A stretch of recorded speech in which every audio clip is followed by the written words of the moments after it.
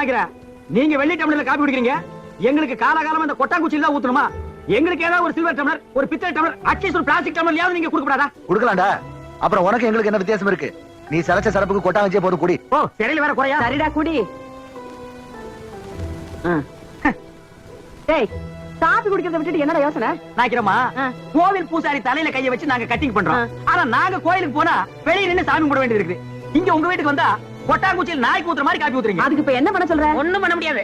சாகர வரைக்கும் இதே கதிதான். டேய், உனக்கு வேண்டாம் அந்த கதி இருக்குடா, எனக்கு என்ன வருது? சாமி கும்பிடணும் சாமி. காற்றாடியே போட்டு வந்துட்டியா?